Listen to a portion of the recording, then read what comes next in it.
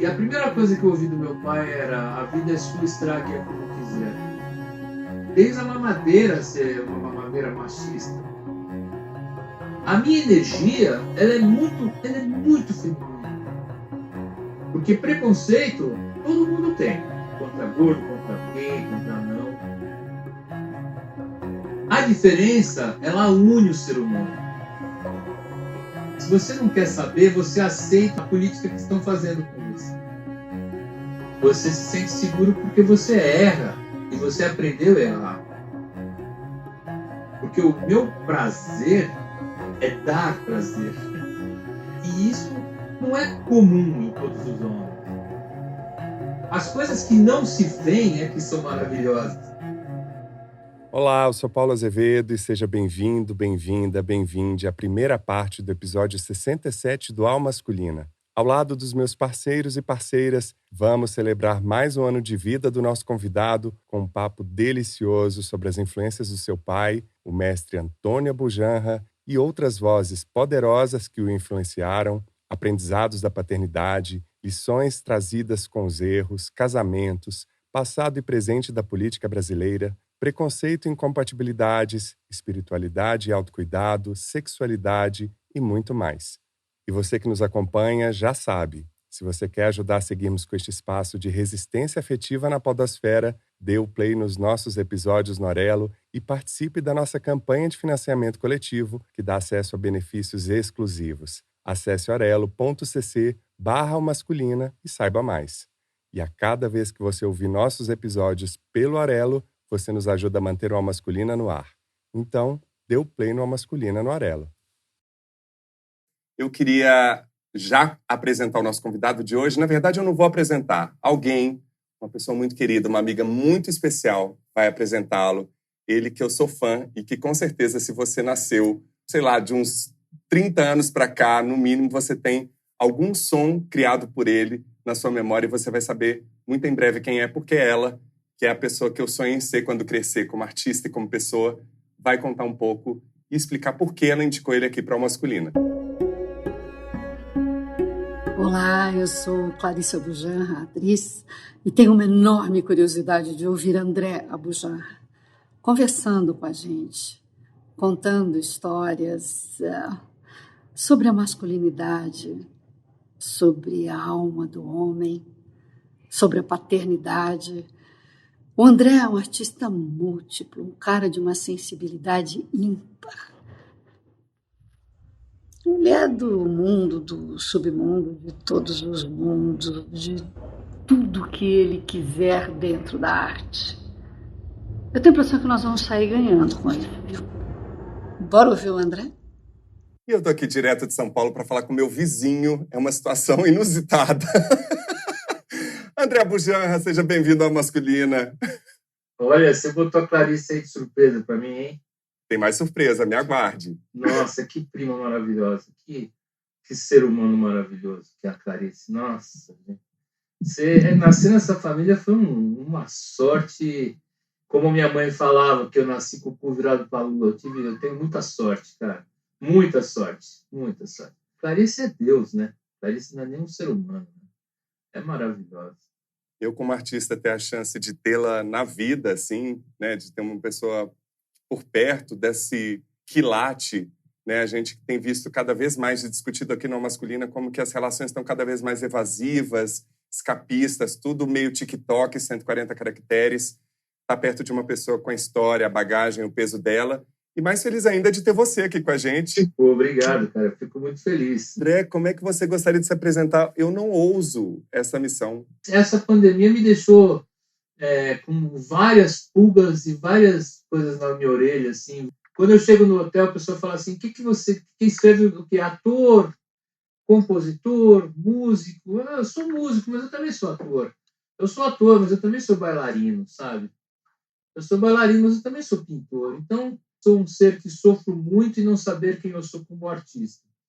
Mas hoje em dia, eu até falei com o meu empresário, meu produtor, o Aguinaldo, que a gente está há mais de 30 anos juntos. Aguinaldo, assim, eu vou ser convencido. Eu me acho um novo Villa-Lobos brasileiro, Tom Jobim. Pode me chamar de convencido, mas, cara, eu só fiz 70 longas-metragens. Sou ator de filme. Isso não quer dizer que eu sou bom, isso quer dizer que eu tô velho, eu já fiz muita coisa, eu tenho um estofo por trás. Então, quando o menino chega com um disco para mim e fala, é o melhor disco que eu já fiz na minha vida, o primeiro, o segundo disco dele, eu falei, me mostra o seu 50º disco, entendeu? Eu gosto de ser apresentado como, não sei, inventa. Pode inventar uma palavra e me apresentar que tá valendo. Eu vou inventar nada, eu vou só falar que você nasceu em São Miguel Paulista, nasceu em 1965, isso já explica muito dessa ebulição que esse ser sonoro é, né? Que você gosta de se apresentar como um som, um ruído, né? Filho da Dona Belinha e de ninguém menos que Antônia Bujanra. Só de falar o nome do seu pai já arrepio, porque é uma referência muito, muito forte de referência na nossa geração de artista, de pessoa, né? Porque cada vez mais me interessa, aqui no Masculina principalmente, conversar com pessoas, para além dos seus currículos, com pessoas que tenham vivência, que tenham visões de mundo. E eu acho que seu pai, tanto desde Ravengara, tendo provocações no Fudidos e Privilegiados, um grupo de teatro que ele ganhou prêmio fora do Brasil. Tão bom ver gente com uma palavra que você já usou aqui, que é estofo, né? Gente que come carne gorda, né? Que é amigo dos gregos, que trata Shakespeare como brother. É uma outra embocadura de vida, assim. Caçula, irmão do Alexandre, teve 5 casamentos, sendo o primeiro com a Ana Mui Laerte, premiada cineasta. Ele mesmo que gosta de falar que a música veio antes da palavra, né? Que começou a praticamente compor aí com piano, um piano aí com 2, 3 anos, falou aos 4, ficou 12 anos numa faculdade de música, já sendo músico profissional, e criou bandas, eu não vou enumerar todas, André, Os Mulheres Negras, Karnak, além de uma carreira solo, como ele mesmo já disse, que além dos discos e das ousadias que ele vai contar aqui pra gente, como empreender e sobreviver da arte no Brasil, sendo pai de 3, 2 biológicos e um afetivo, e criou trilhas que você certamente sabe, como Castelo Rá-Tim-Bum, Carandiru, que mais? Bicho de 7 Cabeças, Ação entre Amigos, filmes muito marcantes na nossa retomada, desde Carlota Joaquina, da qual ele assina essa trilha sonora. André Bujanra tá lá. Querido, você é filho do Antônio Bujanra, né? Um título é uma honoris causa que já veio na sua DNA, assim. E, ao contrário de muitos outros filhos de grandes artistas, você fala dele nas entrevistas com muito afeto, né? Seu pai dava voadora em metade do mundo, mas sempre com muito afeto e lucidez, né? Que ele não colocava PJ na frente do PF, né? Da pessoa física, assim. E de uma mãe também incrível, que eu amei ouvir as histórias da sua mãe, que você pode trazer algumas delas aqui. Mas eu queria começar falando dessa grande referência de masculinidade para você. Ele também sendo caçula de 12 filhos, vindo de uma herança machista bizarra, de um outro contexto de época. E a nossa convidada do episódio 39, a atriz e diretora Bárbara Paz, enviou uma pergunta relacionada a isso para você. Vamos ouvir. Oi, André. Que bom estar aqui, te escutar na Alma Masculina. Sou grande admiradora tua há muito tempo, teu trabalho como compositor de trilhas incríveis, inclusive do Carandiru. O Hector tinha uma afinidade muito grande contigo, fez essa maravilha dessa trilha.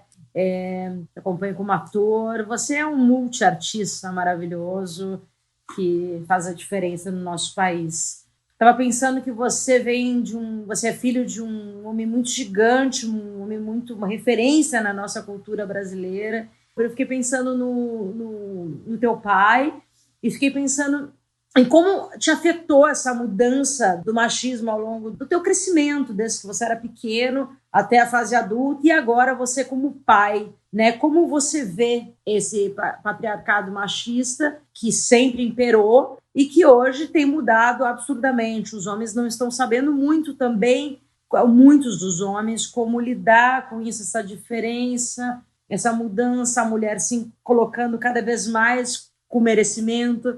E eu queria saber, assim, dentro da sua casa, dentro da sua família, falar das suas referências, da sua mudança ao longo dos anos, né? Até os dias de hoje, onde você é pai e tem um menino aí para continuar a nossa história. Logo mais estou te escutando aí. Um beijo. Ai, que legal. Que pergunta bonita. A Bárbara é uma querida, né? Conheço ela há muito tempo. A primeira vez que eu vi ela foi no Teatro Mambembe, aqui em São Paulo. Pergunta muito bonita. Vou tentar responder. Bem, o meu pai, ele era caçula de 12, né? O meu avô, o avô Iskandar quer dizer Alexandre. Eu fui numa cartomante e ela falou que o meu avô, o Iskandar, ele me acompanha, que ele é um grande artista. Foi um artista, ele teve 12 filhos, ele era mascate. Falei, não, ele queria ser, mas ele não tinha tempo. Ele está junto com você para te acompanhando. É uma família árabe muito antiga, muito machista mesmo, porque o meu avô casou com a minha avó, Nazira. Nazira nasceu em Beirute e o Iskandar nasceu em Damasco. As famílias falaram, olha, o Iskandar vai conhecer a Nazira lá no Brasil e eles vão casar lá. Eles nem se conheciam. Não era assim, não tinha amor. Os caras falavam, você vai casar com ela por causa da família, tal, tal. Casaram, tiveram 12 filhos. E o meu pai, ele já veio um desbravador dos 7 mares, né? Meu pai já veio um desbravador da cultura. E a primeira coisa que eu ouvi do meu pai era: a vida é sua, estrague-a como quiser. Para uma pessoa falar isso, já é uma quebra de paradigma dentro de uma família muito machista, né? Na década de 60, 70, cara, eu gostava do Mussum. Eu via o Charlie Chaplin ensinando uma criança a quebrar um vidro. Eu via coisas que hoje a gente não pode, mas eu tinha uma banda na década de 80 que a gente nem pode mais falar o nome dessa banda, que é Os Mulheres Negras. Hoje em dia, essa banda nem existe. Ela até existe dentro do meu coração, mas ela não pode existir. E eu entendo muito. Eu li um livro da Djamila também. Então, o que aconteceu com o meu machismo, que é inerente ao meu DNA, cara grande, que nem eu, com essa cara de alemão, com 56 anos, falar eu não sou machista, é que nem você falar eu não sou racista. A pessoa que fala que não é racista é. A pessoa que não fala que é machista é machista. Não tem como não ser machista no sentido de ter, desde a mamadeira, ser uma mamadeira machista. Só que eu tive muita sorte, porque eu nasci no meio da arte. E o meu pai me ensinou que o erro faz parte da arte, né? Então eu acho que a minha desconstrução do machismo, ela vem primeiro que eu já casei 5 vezes, né? E não matei nenhuma mulher e nenhuma mulher me matou. E eu sou amigo de todas. E a minha melhor amiga é a Ana Mui Laerte, que é madrinha do meu filho Pedro, do meu 3º casamento com a Daniele. Fui casado com a Melina, que é uma artista de Curitiba. Eu fui casado com a Zuzu, que é uma bailarina da dança do ventre. Eu acho que eu desconstruí o meu machismo nos meus casamentos. Eu acho, eu não tenho certeza. E hoje eu estou namorando há 4 anos com uma menina mais nova e que me ensina muito, né? O meu filho mais novo, o Pedro, me ensina muito. O meu machismo ele é domado e ensinado e depurado com essas pessoas que eu convivi na minha vida toda, incluindo meu pai.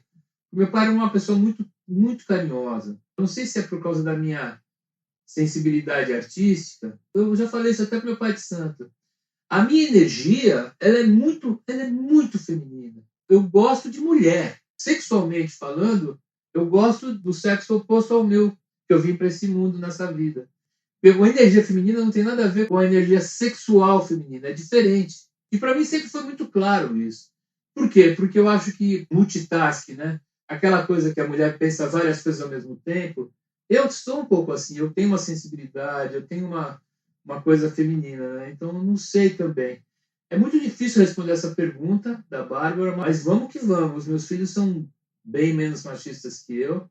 Eu espero que os filhos dele sejam menos ainda, né? E eu acho lindo o que está acontecendo hoje no mundo, porque muitos amigos meus da minha idade falam: ah, isso é um exagero. Não, não é um exagero. Não é um exagero, porque você nunca usou saia para te passar a mão na bunda, nunca te xingaram no meio da rua, né? Você nunca sentiu o racismo que os negros sentem. Então é muito, muito bonito o que está acontecendo, muito importante. E eu, com meus 56 anos, esse hétero branco de olhinho azul, falar isso é bonito, é bonito. Não é muito comum. Porque existem pessoas maravilhosas da minha idade, brancos, de olho azul, mas é muito difícil você achar alguém que fala assim: ah, estão exagerando. Não, não estou exagerando, não. Esse momento é muito importante dos trans, dos negros, dos anões, dos gordos, né? Dos surdos, né? Porque preconceito todo mundo tem. Contra gordo, contra gay, contra anão. Eu estava vendo no Instagram, eu vi um cara falando assim: cara, às vezes as pessoas brigam. e elas estão falando a mesma coisa. É só o ponto de vista que está diferente. Então, se a gente aprender a ouvir, né, é bonito saber ouvir. Eu não sei se eu respondi o que a Bárbara perguntou. Não só respondeu, como você queimou minha pauta inteira. Porque eu acho maravilhoso. Eu ouvi várias entrevistas suas. Eu acho que um dos grandes baratos do masculino é criar um espaço de aprendizado em que talvez pessoas como você não se sintam demandadas a falar só exclusivamente sobre arte e música. Não quero saber só sobre o Omindá ou sobre os projetos que você está criando. Eu quero saber da sua alma, né? Como você falou, que é uma alma feminina. E justamente o nome aqui brinca com isso, alma masculina, né? A alma é feminino. O monge Gensho, que é um líder espiritual budista de uma linhagem de 2.500 anos, ele falou no episódio 64 justamente sobre as invenções. Invenção de branco, preto, invenção de homem e mulher, isso tudo são criações, né? Somos pessoas, no fim das contas. Você falou do seu pai, você falou dos seus filhos, você falou do Mussum, você falou de outras referências aí. Eu queria saber, esse ouvido supersônico, que outras vozes, além da do seu pai, você traz de referência de masculinidade? Pergunta difícil, né? Antes de falar isso, você falou ouvido supersônico, existem 2 tipos de ouvido. 3. 4 quando o André Bujan, que eu já explico. 1 é o ouvido que você escuta uma nota e sabe que nota que é. Ouvido absoluto. Não necessariamente você precisa ser músico para ter ouvido absoluto. O outro tipo de ouvido é o ouvido relativo. Você escuta tanto, você estuda tanta música, quando você vê o cara tocando, ou escutou o cara tocou um Ré menor, o cara tocou um Si bemol maior, o cara já meio que sabe onde é que está. Existe um outro ouvido que é claro que devem existir milhões de pessoas com esse tipo de ouvido, mas é o meu ouvido que é o seguinte, eu escuto as coisas todas separadas, desde que nasci. Então, quando eu escuto uma orquestra sinfônica, eu não escuto uma orquestra. Eu escuto o oboé, o primeiro violino, o segundo violino, o contrabaixo. Eu escuto tudo aberto assim dentro da minha cabeça. Todo mundo fala, ai, que coisa legal, né? Legal o cu. Porque, mano, é muito, muito, muito chato. Agora, com 56 anos, que eu descobri uns truques para ir no restaurante japonês com a namorada, tá tocando Scorpions. How, when I fly. E eu consegui desligar o Scorpions para poder comer um sushi. Muito difícil para mim. Música, áudio, som, ar-condicionado. Eu sou muito chato. Transar ouvindo música, mas nunca. Eu não posso transar ouvindo música porque se eu começar a escutar o baixo lá, eu estou transando, o baixo podia tocar ré, eu não posso. Né? Para mim, o mundo é muito mais sonoro que visual. Eu escuto mais com os meus olhos e eu enxergo muito mais ainda com os meus ouvidos, né? Pode parecer uma coisa meio patafísica, e mas é isso, né? Por causa disso, tudo que me acalanta são coisas estranhas. Porque um som muito normal não me acalanta. Eu preciso de escutar um cara da Tunguskaya, no sul de Madagascar, cantando um negócio que eu não sei o que é. E aí eu gosto. Por isso que na minha música tem muita coisa fora do padrão normal, tem um cara da Índia, porque isso me dá acalanto. Porque eu desprezo a música no nível que música para mim é que nem respirar, é que nem fazer xixi, né? Um dia chegaram para o Mozart e falaram, Mozart, como você compõe? Aí o Mozart falou assim, como é que você respira?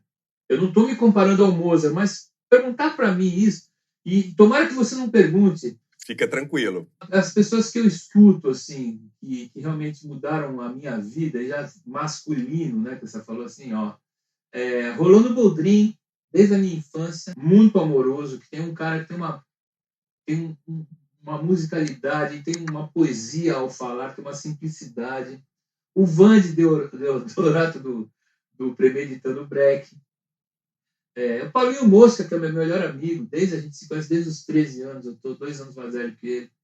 A música do Stravinsky, Prokofiev, Sergei Prokofiev, o compositor do Pedro e o Lobo, né? Todo mundo conhece. O compositor russo é um dos compositores que eu mais amo. O meu pai, né? Meu pai é o Abu Janra. E quando você fala isso, eu fico pensando nos meus filhos, eu fico pensando no meu pai, porque, cara, não é fácil ser filho do Abu. E ainda sendo artista, e os meus 3 filhos são artistas, cara. O pequeno toca Oscar Peterson no piano, jazz. O mais velho, o filho da Ana, ele é guitar hero, ele é bluesman, um dos melhores bluesmen que eu... Não é porque eu sou pai, mas realmente eu considero ele um dos melhores bluesmen no planeta.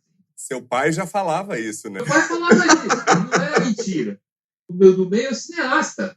Mandou hoje para mim um roteiro de um curta-metragem. Falou, papai, dá uma lida aí. Cara, eu li e falei, caralho, Joca, que demais esse curta. Tal. Então, deve ser muito difícil, né, meu? Mas é muito bonito, porque, olha só, o mais velho é do blues, né? O mais novo é do jazz. O mais velho, fala que eu nasci uns 40 anos antes da hora e ele nasceu uns 50 antes. Porque sabe mandar e-mail. Eu acho a internet rápida muito lenta para mim ainda. O Mulheres Negras tinha uma caixa postal 20.908. Se você for comparar, é uma espécie de Twitter hoje, entendeu? Total. Não quero perder um gancho aí que você falou dos seus 3 filhos, né? 2 biológicos e um afetivo, que para você tanto faz nesse conceito aí, né? 3 artistas. Quais desafios que você sente da paternidade nesses tempos tão confusos que você já colocou aqui, que você está aí tentando essa desconstrução de coisas que são milenares e que talvez a desconstrução seja na lápide, e olhe lá, né? Porque veio na mamadeira e não foi na de piroca, que é uma mamadeira inventada. E aí eu queria saber o que você tem aprendido. Você pode dar alguns exemplos, assim, do que você tem aprendido com eles, assim, sobre letras que talvez eles falam assim, não, pai, essa letra aí já não dá mais. Sabe umas coisas assim? Ou, pai, fica esperto aí, porque esse post que você fez... Quem mais me ensina essas coisas mais do momento em que a gente está vivendo, é o Pedro, que é o meu menor, que está com 18 anos, está com o meu piano, que era da minha madrinha, toca muito lindo, e ele me explica muito. Porque assim, olha, eu jogava bola na rua, né? Então, a primeira coisa, quando você perde a bola, quando o cara não passa a bola, eu falo assim, ô seu viado!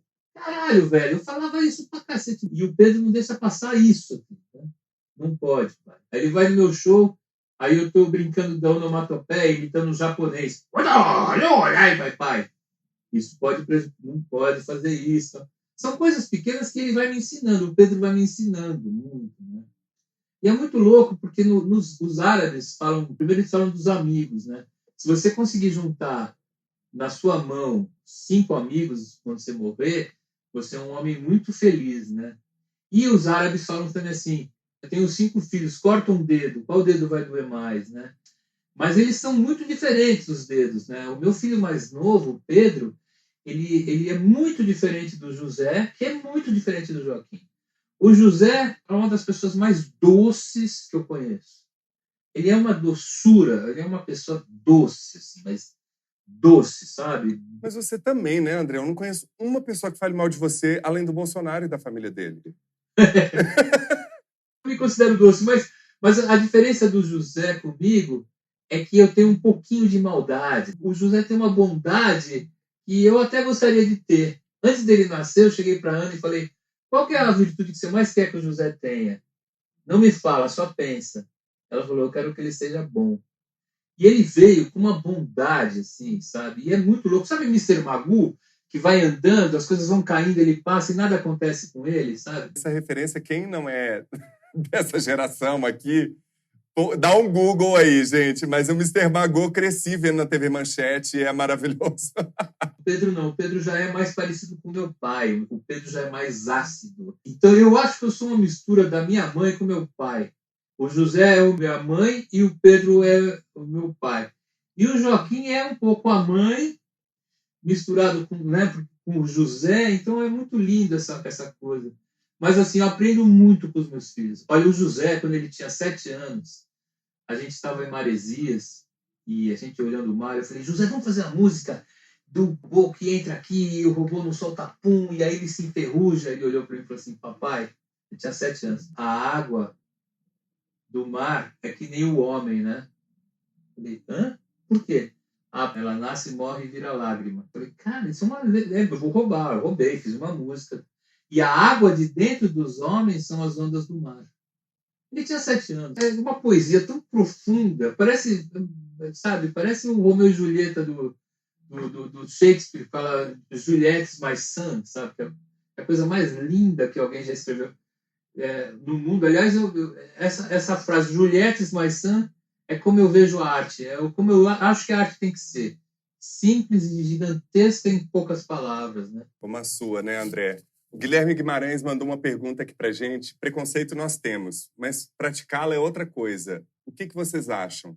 A sensação que eu tenho, você tem falado muito também disso, a Márcia Brandão, que eu cito sempre aqui, que é uma astróloga há mais de 40 anos e está no episódio 21, falou dessa era de aquários em que tudo está exposto, né? Assim, não só por conta das mídias sociais, a gente sabe muito bem com quem lutar, ela fala, né? Está muito claro nossas parcerias e com quem a gente precisa, de alguma forma, combater.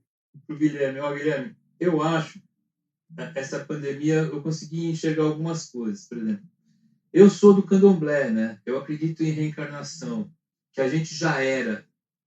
Né? É impossível eu com 2 anos de idade, compor uma música que eu compunha, sabe? Porque veio do além. Não veio do além. Eu já vim músico. Com o Guilherme já deve ter vindo, sei lá o que ele faz, se ele é pintor, ou não interessa. A gente já era. A gente já era alguma coisa antes de ser. Primeiro começa disso. Como eu acredito muito que a gente já chega aqui já sendo alguma coisa, no meu terreiro de candomblé, uma vez, terreiro muito grande, né? E tem pessoas que você se dá muito bem. E outras pessoas que você não tem muita afinidade.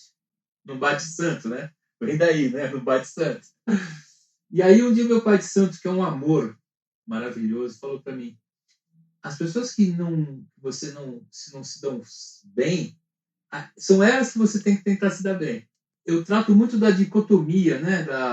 Do sim e do não, do feio, bonito, do branquinho, neguinho, das dualidades do planeta.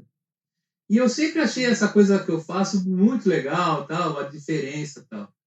A diferença, ela une o ser humano. Isso é uma coisa física, não é nem de religião, hein? Né? Os polos opostos se juntam. Só que existe uma coisa chamada incompatibilidade. Um quadrado não entra numa estrelinha naqueles joguinhos de criança. Só que me colocaram no planeta Terra, como eu acredito em reencarnação, no mesmo tempo dos homens que o Eduardo Bolsonaro, que é completamente incompatível comigo. Então, como que eu vou fazer para poder viver do lado de uma pessoa incompatível? O Martin Luther King falava, né, assim, olho por olho, balela, porque o homem vai ficar cego e banguela, né? É uma coisa muito louca, assim, porque você não externar as suas diferenças com pessoas que são incompatíveis com você é um perigo muito grande, porque é como aconteceu na Segunda Guerra Mundial, com essa direita extremamente tóxica brasileira, que muita gente fala assim, não quero saber, muita gente fala para mim, não quero saber, não quero saber, não quero saber. Mas você não querer saber, você aceita. O meu pai falava muito isso para mim quando eu era pequenininho. Se você não quer saber, você aceita a política que estão fazendo com você. Ao mesmo tempo, se eu matar o Eduardo Bolsonaro, o Carluxo vai me matar. Se o Carluxo me matar, meu filho vai matar o Carluxo. E ódio não tem fim, né? Então é muito difícil lidar com preconceito hoje em dia, porque você não pode se calar, mas aí, né, matam a Marielle. Você não pode se calar, mas... Então tem que tomar muito cuidado, né? Essa coisa do tal do cancelamento. E hoje em dia tudo está muito rápido, né? Eu acredito que você lidar hoje com preconceito tem que estudar muito. Eu tenho que estudar muito hoje. Eu sou um cara extremamente florido, compositor. Eu estou fazendo 50 discos, mas agora eu tenho que pensar. Com arte eu vou fazendo, mas quando eu tenho que falar, eu tenho que pensar. O Alma Não Tem Cor, por exemplo, que é uma música que eu falo, Alma Não Tem Cor, foi super, super censurada. E muita gente fala, cara, e eu entendo a censura, porque eu coloquei isso no dia da Consciência Negra, há uns 5 anos atrás. Nunca mais. Que bom que Chico César canta essa música e fala que é minha. Que bom. Eu tô com medo, sabe? O Galileu Galilei me ensinou uma coisa muito linda. O Galileu, né? O Galileu, que falou que a Terra não era plana. É o Galileu que falou. Quando o Bolsonaro, eu briguei com o Bolsonaro na televisão ao vivo, eu recebi ameaça de morte. E eu fiquei com o cu na mão, fiquei com medo. O Pedro pequenininho, meus filhos pequenos. E os caras me ameaçaram de morte mesmo. O gordo filho da puta, vamos te matar. Sai do país, meu pai ainda era vivo, vou matar o seu pai também, não sei o quê. E aí eu comecei a ler o Galileu, e o Galileu falou assim para todo mundo, ó, a Terra não é plana e a gente não é o centro do universo. Aí a igreja bateu na mão dele nas costas dele e falou assim, olha, seu Galileu, o senhor amanhã vai lá na internet, lá no lugar, na pracinha, e vai falar para todo mundo que a Terra é plana e que a gente é o centro do universo, tá bom? No dia seguinte, o Galileu foi lá e falou, pessoal, me enganei, a Terra é plana, sim, e nós somos o centro do universo.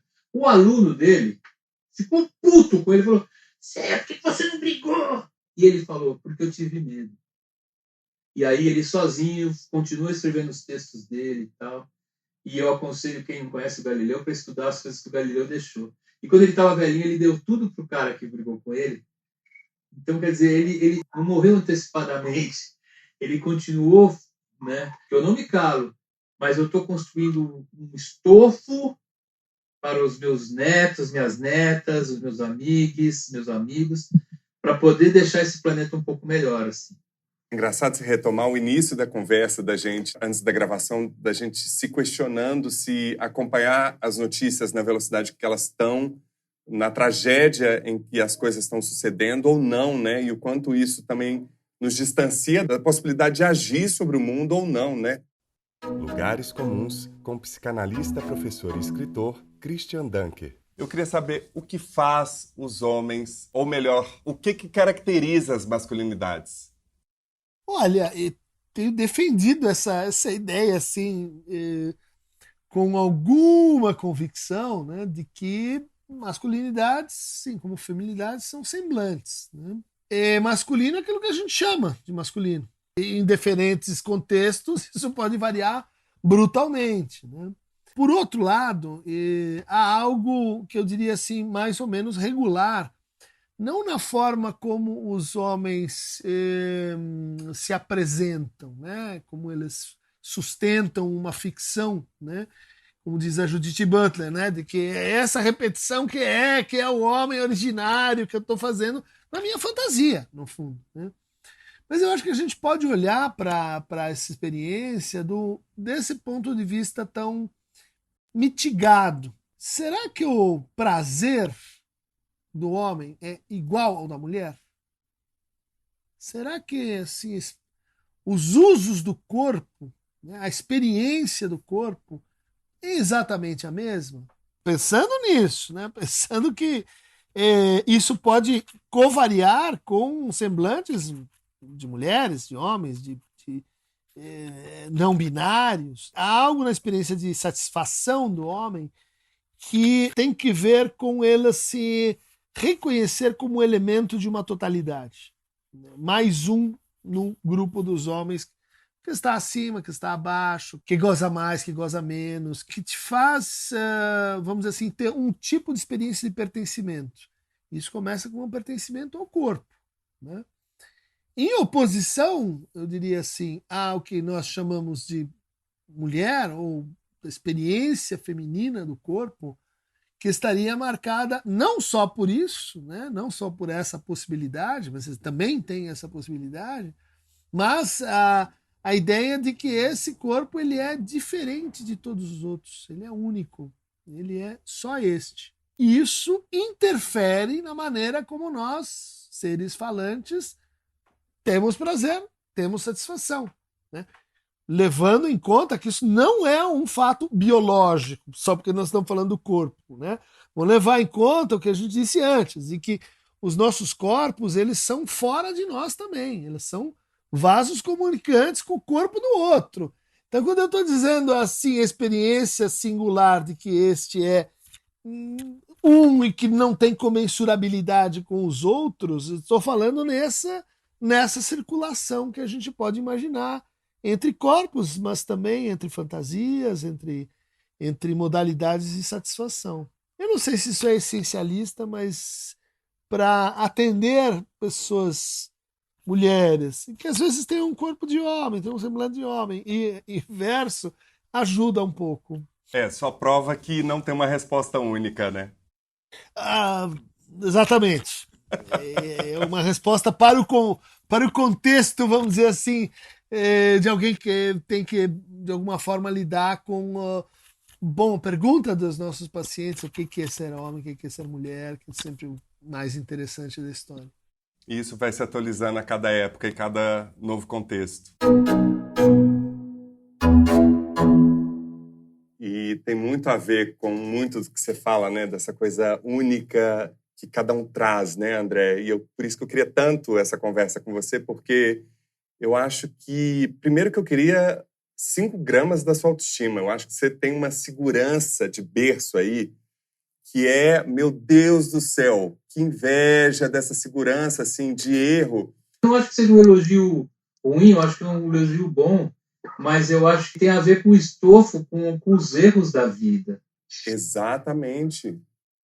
Você se sente seguro porque você erra, e você aprendeu a errar. E a sua família, artista, me ensinou a errar. Um médico, quando ele vai operar um coração, primeiro que ele não pode falar assim, não estou afim de operar o coração. O músico pode falar, não estou afim de compor hoje. O médico não pode errar. O músico pode. O músico deve. O artista deve. Então, essas 5 gramas eu te dou agora, falando, erra com tesão, porque é muito legal errar, porque quando você erra, você aprende. Numa discussão, quem ganha é quem está errado. Porque quem ganha uma discussão sabe o que está falando. Quem perde acha que sabe, mas errou e sabe. A única pessoa que ganha quando erra é quem perde. Isso eu aprendi ouvindo seu pai, que ele fala exaltação da dúvida. E no Alma Masculina, se você ouvir o primeiro episódio, eu falo cada bobagem. Lá na primeira temporada, quando eu olho meus primeiros trabalhos como ator, como dramaturgo, como diretor, eu falo, meu Deus, que arrogância, que pretensão. E cada vez mais a possibilidade de falar não sei, com vários dos convidados e convidadas e convidados que já passaram por aqui, inclusive alguns deles querendo desmarcar na noite anterior, falando, Paulo, eu nunca ouvi falar em masculinidades, o que eu vou fazer aí? E aí você fala, é isso que eu quero, é porque eu também não sei o que é. E vamos descobrir isso juntos. Ao mesmo tempo, com o estofo da vida, eu posso chegar para você e falar assim, eu sou um puta de um compositor brasileiro de trilha sonora. Não, puta gordinha convencido. Não, eu já fiz 70, mano. 70 longas não quer dizer que eu sou bom, mas quer dizer que eu já fiz coisa pra caralho. Então, não tem como falar para mim que eu não sei fazer, porque se eu não soubesse fazer, eu parava no terceiro. Já estou no 70 com 56 anos. Então, e eu sei. Então, ao mesmo tempo, essa minha coisa vem das coisas que eu errei, não das coisas que eu acertei. A insistência do ofício, né, André? Eu não queria perder um gancho que você já trouxe antes do Christian. Não dá pra gente ignorar esse assunto e o quanto ele está relacionado às masculinidades. Você teve seu pai preso quando ele foi tirar o dramaturgo Plínio Marx, em plena ditadura. Sua mãe, Dona Belinha, ficou desesperada, né? Essa coisa de não saber. Seu pai enfrentou a censura, que queria conversar com um dramaturgo, que era Sófocles, né? Morto há 2000 anos atrás. Você chegou a bater boca com o Bolsonaro, atual presidente, eu nem gosto de falar o nome dele aqui, porque eu acho que você da energia também acha que carrega uma energia ruim aqui no nosso, que essa energia vai se dissipar muito em breve. Enfrentando ele sobre a questão da ditadura, da homossexualidade, ele não respondeu nenhuma das 2 perguntas que você colocou, foi ameaçado, como já disse aqui, por conta disso. Nesse contexto, usando uma palavra que você já trouxe, de incompatibilidades, de falta de escuta, de diálogo, como é que você vê o papel das masculinidades na política brasileira? Eu gosto de discutir.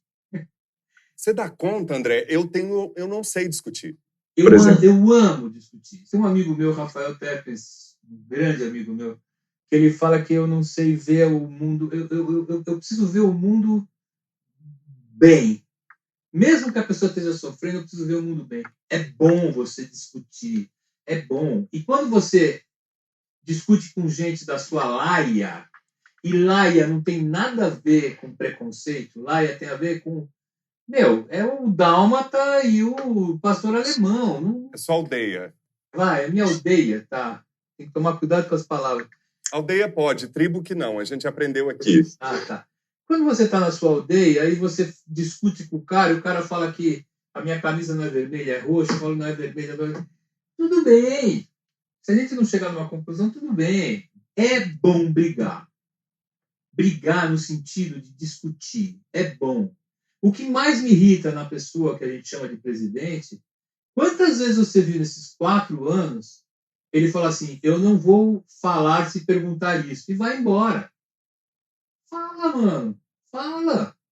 Eu tô com espinha na bunda, eu tô com a verruga aqui, eu não gostei que você piscou para mim. Briga. Briga no sentido de se consertem. Vamos se consertar. E aí, se a estrela não entrar no quadrado, beleza, cada um vai pro seu lado. Mas se entrar, imagina a música que não vai dar, o Ratos do Porão com Sandy Júnior, cara. Sepultura tocando com um grupo de sertanejo de raiz. Eu amo isso, cara. Eu amo. A incompatibilidade sendo compatível. Em arte dá. Porque se você for ver no xadrez, a peça mais importante no xadrez é o rei. Se você acabar com o rei, você ganha o país, ganha o jogo. Só que a peça mais fodona do xadrez é a rainha. Ela anda para tudo, ela come todo mundo, ela destrói tudo. Então eu acho que um pouco, eu tenho a impressão, tomara que alguém não venha falar mal de mim por causa disso que eu falo, mas eu tenho a impressão que a força masculina faz a gente deixar a mulher um pouco mais para baixo, porque a mulher é Deus, cara. Mulher é Deus. Mulher faz comida, o leite. Mulher é autossustentável. As Amazonas não precisavam de ninguém, não, cara. Mulher é Deus. Você está falando uma coisa que o monge Gensho falou, que a angústia masculina é porque o homem não é capaz de criar. A criação é nato da mulher. Ou seja, a revolução é feminina, né? A gente está aqui porque 4 ondas atrás as mulheres criaram o movimento feminista, o movimento negro, o movimento LGBTQIA+, todas as articulações dos 305 povos indígenas do Brasil. Ou seja, os homens estão para trás. Ainda hoje, né? As masculinidades não são nenhum movimento. Né? É muito louco. Eu só queria pegar uma dica que eu acho que, para quem desconhece essa parte cruel e desastrosa do país que foi a ditadura, inclusive econômica, né? Vale ressaltar, a gente já trouxe inúmeras dicas aqui de filmes, livros, documentários que retratam com muita clareza, com dados e informações históricas sobre esse período. Então, para não repetir os nossos erros, é preciso conhecer o nosso passado. As eleições estão aí. Votar não é brincadeira. A gente já viu que não é brincadeira. Omitir, votar em branco, nulo, também não é brincadeira. Também é participar e opinar sobre o processo eleitoral, que é uma das poucas ferramentas que a gente tem nessa parca democracia que nos resta. Tem tudo a ver pensar as masculinidades para que a gente possa ter encontros mais viáveis para todo mundo. Comentar a coisa da masculinidade lá do Christian Dunker. Não, só falar uma coisa muito louca. Nesses meus casamentos todos, teve uma época, uns anos atrás, que eu fiquei completamente broxa. Meu pinto não levantava mais nem de jeito nenhum. Mas você é o único, André. Que isso? O que aconteceu? Você é o único ser humano dentre os milhares no Brasil e no mundo, bilhões. O que aconteceu, cara? E aí eu fui no médico, falei para ele, doutor, meu pinto não levanta. Ele falou assim, isso é normal. É normal no cu do senhor, não sei o que, ele morreu de rir. Eu tomo Viagra, porque isso é psicológico. Aí eu tomei, aí foi maravilhoso. E depois não precisei mais tomar, foi muito legal. Mas o que eu quero dizer com isso tudo é que o prazer de cada um, né? Será que o prazer que o homem sente é o mesmo que o prazer da mulher? Então, existem muita relatividade nisso, né? Porque o meu prazer é dar prazer. E isso não é comum em todos os homens. Às vezes, assim, o boi não vai perguntar para a vaca se ela está gostando do que ele está comendo. O boi vai e come a vaca ali. E tem muito homem que faz isso, né? Não tem muita sensibilidade para saber se a mulher está gostando ou não está tão molhada ou não sei o quê. Pode falar tudo isso que eu estou falando aqui, né? Não só pode, como deve, porque você está falando de um dado que a gente já trouxe em várias edições aqui do Alma Masculina, que 85% das mulheres brasileiras não têm orgasmo com penetração. Eu preciso muito dar prazer, mas não só sexualmente. Eu preciso muito que a pessoa se divirta, goste da minha música, goste da minha arte. E isso me dá muito prazer. O meu prazer está no prazer do outro, né? Eu entendo esse lugar do prazer que você está falando, porque muitos dos especialistas que já passaram pelos lugares comuns, e uma das questões que mais pega para o homem, inclusive hoje em dia tem workshops, cursos, Google está aí para isso também, não só para procurar pornografia, de uma falta de compreensão do próprio corpo do homem. Muitos que nem limpam a bunda com medo de sentir alguma coisa na bunda, no ânus, não lavam o próprio pau, aí nisso cânceres, 1.600 amputações por ano no Brasil. Ou seja, é um buraco aí de uma ignorância de si mesmo profunda, né? Triste. Eu queria saber como é que a espiritualidade, André, te ajuda na saúde mental, no autocuidado, né? Você conta em entrevistas de um amigo que você perdeu, e isso foi uma virada para você para o autocuidado, e também fala da questão da depressão nesse momento pandêmico. A gente estava aqui antes de gravar falando da tristeza diante dessa enxurrada de tragédias cotidianas que a gente recebe no noticiário. O quanto que a espiritualidade te apoia nesse lugar? Eu fiz a operação da bariátrica em 2006, porque eu perdi um grande amigo meu, que era um grande ator, estava gordo, que nem eu, né? Se cuidava um pouco menos que eu, mas eu estava muito gordo também. E ele morreu, eu fui no médico, o médico falou, ó, cara, você vai morrer também. Aí eu fiquei com medo, eu fiz operação, emagreci horrores, né? Eu sempre vou ser grande, mas hoje eu tenho uma vida normal. Naquela época eu não conseguia nem limpar a bunda, né? Não limpar a bunda não para não sentir prazer, porque eu não conseguia por causa que eu era muito gordo mesmo. E eu sou do candomblé já faz 20 anos, mas antes desses 20 anos, eu já fui 8 anos de Umbanda, estudei evangélico, eu estudei cabala, tudo. Eu vou contar rapidinho para você aonde que entra a espiritualidade na minha vida. Ela entra, acho que no terceiro ano da faculdade de música. Eu sempre quis, eu sempre busquei, sempre li Bíblia, sempre busquei. Mas um dia eu tinha um professor que já faleceu, Ricardo Lobo, que era um professor que me ensinou a escrever para Big Band. Ele chegou com um apito de cachorro e assoprou. Ele falou, alguém ouviu? Aí ninguém tinha ouvido, porque era uma frequência muito aguda. Ele falou, pois é, esse apito os cachorros escutam, mas a gente não escuta. Eu fiquei com isso na cabeça. Logo em seguida veio a professora Marília Pini e colocou uma música do Prokofiev, que é uma música que chama Tenente Kijé. Coloca no Google lá, Lieutenant Kijé. E eu comecei a chorar, porque eu estava ouvindo aquela música, eu conhecia aquela música e eu nunca tinha ouvido ela. Sabe aquela sensação que você vai para Paris, você chega no lugar e fala, eu já estive aqui? Eu tive essa sensação com uma composição. No jogo do xadrez, quando você joga muito, você já pensa umas 4, 5 jogadas na frente.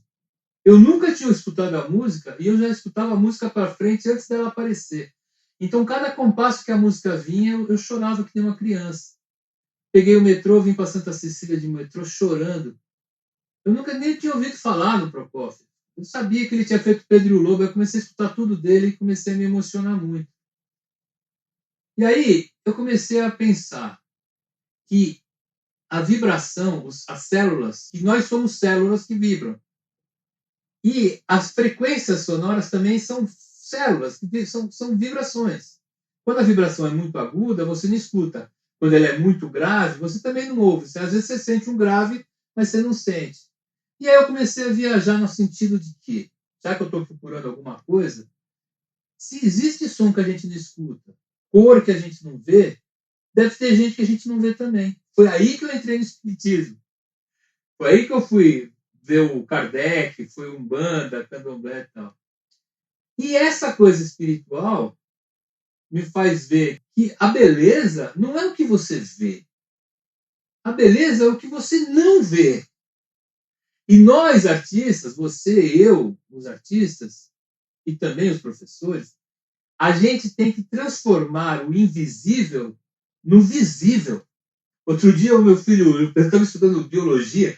Cara, se os caras não soubessem, não dessem nome e não estudassem isso, a gente ia estar morrendo com 27 anos, 30 anos, até hoje. As coisas que não se veem é que são maravilhosas. Então, trazer o visível do invisível é a minha missão como um ser humano. Tá? Eu quero que a pessoa escute uma música e fale assim, caralho, de onde que esse cara colocou essa flauta chinesa junto com esse bumbo irlandês? É isso que eu quero. Você acha que a espiritualidade foi um lugar de apoio para tocar esse invisível para você? Claro, porque se eu acredito que o bonito é o que eu não vejo, e eu tenho que transformar visível uma coisa que eu não vejo, eu acho que sim. Existe no espiritismo, na espiritualidade, a clarividência, que é o cara que olha e vê lá um preto velho lá. Eu não tenho essa clarividência, mas a minha audição, eu tenho uma audiovidência. Você entende, cara, como é difícil para mim ter esse ouvido? Você sabe que antes da gente começar a gravar, eu fiquei pensando, eu falei assim, gente, qual que vai ser a leitura do André com a minha voz? Será que vai dar certo a gravação do áudio? Que medo! Não, e é bonito quando você fala de mim, porque você me conhece mesmo, né? Você não leu, né? Você sabe quem eu sou, isso é muito legal. Já que você me conhece tanto, você pode escolher a música que você quer que eu cante. Ai, André, não me faz isso, senão eu vou chorar. Eu tô tão sensível.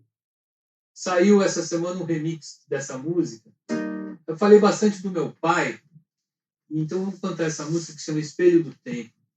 A minha mãe, ela teve câncer na cabeça, né? Minha mãe teve um tumor no cérebro. E o meu pai e ela, cara, Belinha, eles foram casados durante muitos anos, muitos anos. Ela era a grande rainha da família, ela cuidava de todo mundo, cuidava de todos os amigos do meu pai, de todos os amigos do meu irmão, de todos os meus amigos, de todas as minhas amigas, de todas as minhas mulheres, de tudo. Minha mãe era a Belinha. Quando ela faleceu, meu pai murchou. Não como artista, mas como ser humano, ele murchou. E ainda durou mais 2 anos. Um dia eu estava em Bonete, na Ilha Bela. Eu estava andando na praia, assim, e eu tive um tio, o tio Jorge, meu padrinho, que me ensinou astronomia. E quando eu era pequenininho, ele falou, aquela estrela que você está vendo já morreu. Mas tio, se eu estou vendo, como é que ela morreu? Falou, porque a luz dela demora para chegar até nós. E aí eu fiz essa música aqui já sabendo que o meu pai estava indo. Meu pai não estava mais a fim de ficar nesse planeta. E eu filmei ele falando um texto, dei o texto para ele falar, o texto, fiz a música, dei o texto para ele falar. Ele olhou aquele texto e falou assim, quem escreveu essa merda aqui? Eu falei, fui eu, pai. Eu falei, que bosta, hein? Eu vou ler, porque você é meu filho, né? Isso está muito mal escrito, meu filho. Aí ele leu.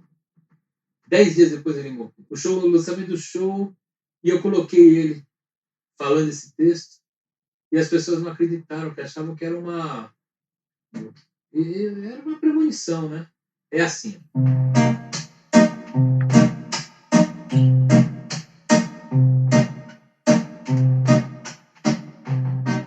O presente é o reflexo do passado, e o futuro é o reflexo do presente. O presente é o reflexo do passado, e o futuro é o reflexo do presente. É um espelho que reflete lá na frente. É um espelho que reflete lá na frente. O brilho do olhar do seu tataravô é o brilho do olhar do seu filhote. O brilho do olhar do seu tataravô é o brilho do olhar do seu filhote. Vencendo o tempo, vencendo a morte, e o que aconteceu ainda acontece. Vencendo o tempo, vencendo a morte, e o que aconteceu ainda acontece. E acontecerá, e acontecerá. O seu tataraneto terá o seu olhar. E acontecerá, e acontecerá. O seu tataraneto terá o seu olhar.